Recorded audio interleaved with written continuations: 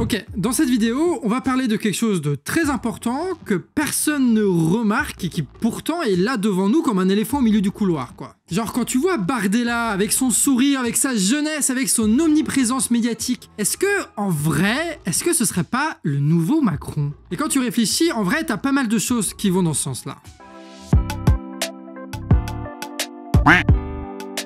Ok, alors Jordan Bardella, c'est un cadre formé par le parti qui n'est pas particulièrement bon quand on l'écoute dans ses discours. Bien, merci pour vos questions.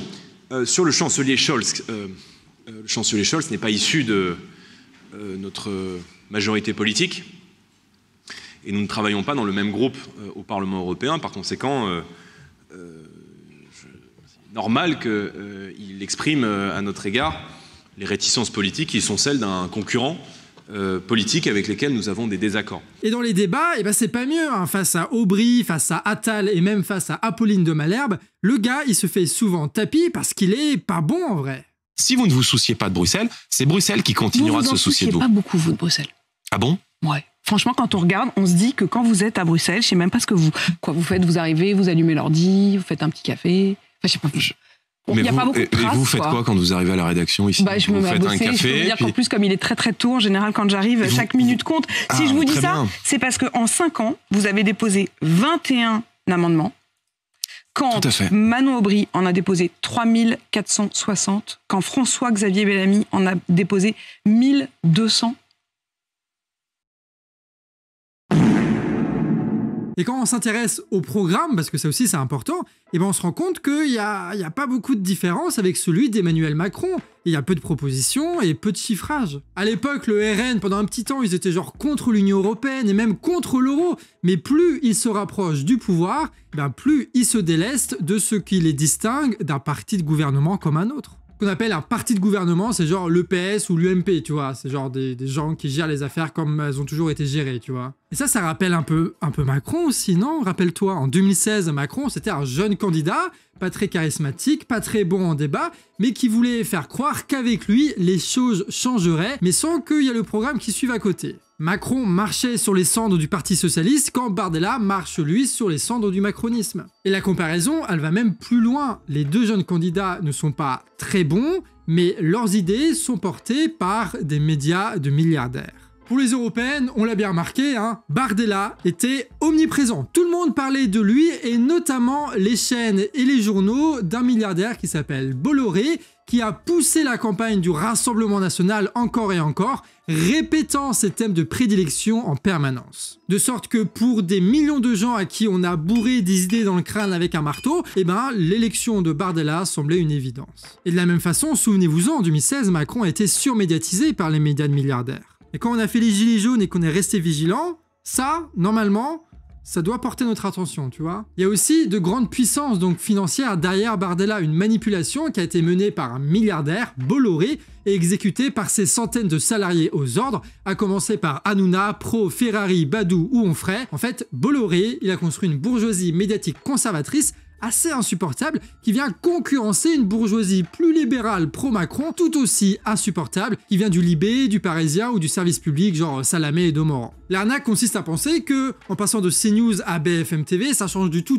tu vois. Sauf qu'en réalité, c'est les mêmes milliardaires qui font les mêmes manipulations, sauf qu'ils soutiennent pas les mêmes candidats. En fait, ça donne vraiment l'impression que c'est deux faces d'une même pièce. Aujourd'hui, Bolloré le milliardaire mise sur le Rassemblement national, comme Bouygues le milliardaire misait sur Sarkozy en l'invitant en permanence dans son JT de TF1, comme Arnaud le milliardaire a misé sur Macron en lui donnant de très nombreuses unes de journaux. La bataille Macron contre Bardella, c'est aussi le jeu des milliardaires qui se font concurrence entre eux par médias interposés et par partis politiques interposés. Des milliardaires qui veulent mettre leur poulain aux responsabilités de l'État pour que la politique de l'État serve leur intérêt et leur garantisse énormément de pognon. Pensez bien que grâce à Emmanuel Macron, Bernard Arnault est devenu l'homme le plus riche du monde. C'est pas un détail ça. Et quand Bolloré y voit ça, t'inquiète que lui aussi il a envie de faire monter ses poulains et de gagner la tête de l'État. En réalité, nous, pour eux, qu'est-ce qu'on est? On est des parts d'audience, on est du bétail à vote, on est un investissement à moyen terme qu'ils n'hésiteront pas à trahir à la première occasion. Mais est-ce que la comparaison entre Macron et Bardella s'arrête-t-elle ici? Non, on peut aller encore plus loin. Macron a été soutenu par des médias de milliardaires, mais il a aussi été soutenu par d'autres financiers et grands patrons. Il y a des enquêtes de journalisme qui ont montré comment il organisait de luxueux dîners un peu partout dans le monde, avec de l'argent public parfois, pour présenter son projet politique à ceux qui ont le pouvoir économique en France, afin de s'assurer de leur soutien. Et Bardella, lui, il n'est pas soutenu que par Bolloré. Quand on regarde les enquêtes récentes, on découvre que lui et les cadres du Rassemblement national enchaînent les petits dîners parisiens avec les grands financiers et grands patrons du pays, y compris du CAC 40, c'est-à-dire ceux qui se font des milliards de profits et qui délocalisent à tour de bras. En fait, la bourgeoisie, elle se doute bien que le Rassemblement national, il peut accéder au pouvoir à un moment ou à un autre, donc ils sont en train là de créer un maximum de liens pour que le programme économique du Rassemblement national soit en accord avec les intérêts de la bourgeoisie française. Et comme par hasard, quand toutes ces discussions ont lieu, quand véritablement le Rassemblement national peut accéder au pouvoir d'État, c'est à ce moment-là qu'ils abandonnent les quelques mesures un peu sociales qui restaient dans leur programme. Que ce soit par exemple le fait d'abandonner la retraite à 60 ans, ou alors de ne plus sortir du marché de l'énergie pour pas rentrer en conflit avec les institutions européennes dont ont vraiment besoin la grande bourgeoisie française. En fait, ce qui distingue aujourd'hui le Rassemblement national des macronistes au niveau économique, c'est surtout ce truc sur la TVA. Voilà. Ils veulent faire baisser la TVA, notamment sur l'énergie. Et ça avantage évidemment déjà Total, parce que s'il y a 20 centimes de baisse par litre de carburant, parce qu'il y a moins de taxes, et du coup, Total, eux, ils vont pouvoir augmenter de 20 centimes leur prix et leur marge, et donc s'assurer d'énormes bénéfices, parce que nous, à côté, on est obligé de toute façon d'acheter du carburant, et ils ont bien vu qu'on était capable d'acheter massivement du carburant à 1,60 €. Et ça va aussi rendre service à pas mal d'industriels qui payent aujourd'hui les pots cassés de la politique énergétique de Macron en payant l'électricité beaucoup trop cher. Donc grâce à cette mesure, en fait, il arrive à avoir le soutien de gros industriels, tu vois, comme Bolloré, par exemple. Je dis ça, je dis rien. Et cet alignement du programme politique et économique du Rassemblement national sur les intérêts de la bourgeoisie française, elle vient donc du fait qu'ils veulent gouverner, ils veulent trouver des alliés et ils sont représentants de milliardaires, mais aussi parce qu'ils veulent choper l'électorat macroniste et républicain pour les législatives, des riches électeurs, et donc ils ont besoin de se présenter comme un parti raisonnable, tu vois. Et juste pour revenir un tout petit peu sur la fois d'avant, là, sur cette question de programme économique, c'était vraiment choquant. Choc de simplification, c'était un mot qu'avait fait Hollande, le choc de simplification. Déverrouiller les contraintes à la croissance, ça veut dire libérer les énergies. C'est vraiment les mots d'Emmanuel Macron, parce qu'en fait, qu'est-ce que c'était que cette conférence de presse? C'était l'appel de Jean Darmanin pour dire « nous sommes prêts à jouer le rôle qu'avait joué jusque-là la Macronie, mais avant elle, Sarkozy, François Hollande, c'est-à-dire la gestion de la pénurie de ressources et de biens, de ressources et de droits aussi que organise la bourgeoisie dans ce pays. » Et effectivement, seule question qu'il pose sur la question des salaires et de l'augmentation des salaires, c'est « je vous annonce que je continue la politique irresponsable qui consiste à dire on peut jouer un petit peu sur les niveaux, mais à une condition, que le patronat n'ait rien à payer, puisque ce qu'il annonce, c'est une augmentation potentielle, en disant nous inciterons, ça c'est du Bruno Le Maire, les entreprises à augmenter les salaires, en tout cas on leur donnera la possibilité sans augmentation des cotisations, c'est-à-dire sans aucune forme de cotisation. Donc en fait, c'est de l'argent qui n'arrivera jamais parce qu'il leur donne la possibilité, mais en plus de ça, c'est sûr qu'il voulait rassurer les milieux d'affaires. Alors vous me direz, normalement, s'il y a un parti qui trahit à ce point-là, on devrait voter pour leurs concurrents. Et c'est là où tous les médias rentrent en jeu aussi, en insultant un maximum genre les Mélenchon et compagnie. Comme ça, ils sont sûrs que ceux qui sont du RN, qui veulent voter RN, mais qui se sentent trahis par le RN, ne vont quand même pas aller chez Mélenchon, mais ils vont rester chez Le Pen et Bardella, tu vois. Mais sinon, d'un point de vue économique ou migratoire aussi, sur l'immigration, mais il faut écouter les Jordan, il n'y a quasiment aucune différence avec Emmanuel Macron, aucune. Je veux dire, sa politique migratoire, c'est ce qui a été censuré par le Conseil constitutionnel sur la loi Asile et Immigration d'Emmanuel Macron. On en est là, hein. Donc c'est pour ça que maintenant, ça ne pose pas de problème apparemment que tu as Bardella qui se présente avec Ciotti et qui répète un seul et même argument face au MEDEF, un argument qui nous donne l'impression de déjà vu. Et puis derrière, il faut recréer de la croissance, parce que je suis désolé, mais qui s'enrichit paye ses dettes. Et on affrontera le mur de la dette en luttant contre les gaspillages et en rationalisant la dépense publique. Éric Ciotti en a parlé tout à l'heure. La situation des finances publiques est telle aujourd'hui que le prochain gouvernement sera évidemment appelé à un principe de réalité et surtout à un principe de responsabilité. La dette. C'est tous les candidats au pouvoir d'État veulent réformer le pays pour rembourser la dette, avec une grande austérité. Je veux dire, c'est le discours qu'on entend depuis au moins la crise de 2008. Et je pense que si on revient sur les débats présidentiels d'avant, je pense qu'on peut retrouver des traces de ça très facilement. Sauf que le problème avec cette théorie, qu'on se comprenne bien, c'est que si tu veux pas fâcher les marchés financiers, si tu veux pas fâcher les grands possédants, et qu'il faut quand même que tu réduises des milliards d'euros de dettes et de déficits, eh ben tu te retrouves avec la même politique qu'Emmanuel Macron. Ça va taper dans les cotisations, ça va taper dans le chômage, ça va taper dans l'hôpital, ça va augmenter les impôts, bref, ça va être ça le truc. Ça va être une énième politique d'austérité qui va servir, encore une fois, les mêmes intérêts. Et il faut le rappeler, nous vivons dans une période historique parce que le CAC 40 n'arrête pas d'établir des records de bénéfices, des records de dividendes et des records d'achat d'actions. Ça veut dire qu'on n'a jamais donné autant de milliards à des actionnaires. Et le gars, dans ce contexte-là, il ose dire que la priorité, c'est pas de remettre la retraite à 62 ou à 60 ans, tu vois. Non, il parle pas de tous ces bénéfices-là. Il n'en parle pas. C'est inexistant dans son monde politique à lui. Donc en gros, l'idée, c'est de dire, nous cédons totalement face aux puissants qui dirigent cette société, face aux grandes entreprises, face aux riches, face aux financiers, face aux banques. On se soumet totalement à ça, on accepte la cure d'austérité, mais cette cure d'austérité, elle va frapper en priorité les étrangers avant de taper les Français. C'est ça le programme du Rassemblement national. Et c'est aussi le programme d'Emmanuel Macron, là, avec la loi Asile-Immigration, avec l'aide médicale d'État qui voulait faire sauter, tu sais, c'est pareil, en fait, merde. Donc, ils veulent s'attaquer aux étrangers pour favoriser les Français, voilà. Sauf que, qu'est-ce que nous, on va gagner, nous les Français, tu vois? Est-ce qu'on va avoir plus de salaire? Non.